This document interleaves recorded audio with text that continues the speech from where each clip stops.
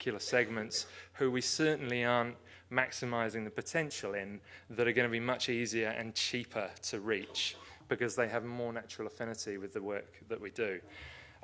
Just very quickly before I finish, I'll show you this, which is their motivations. So primary motivation for each segment. So you can see at the bottom, the socially motivated groups are release, entertainment, who we've just seen, and perspective. Intellectually motivated, the affirmation and enrichment segments. Emotionally, the expression and stimulation. Then right at the top, our essence, culture lovers, are looking for those spiritual outcomes when they go. And then the risk curve, which I think is quite useful in terms of planning campaigns.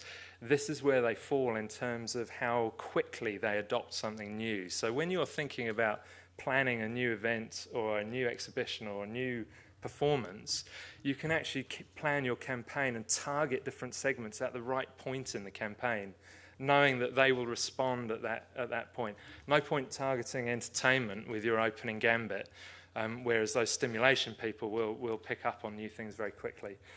So as I mentioned before, I think that the problem we often have is that particularly our artistic directors and curators have a very binary view of the audience, which is there are people like me and then there's everybody else.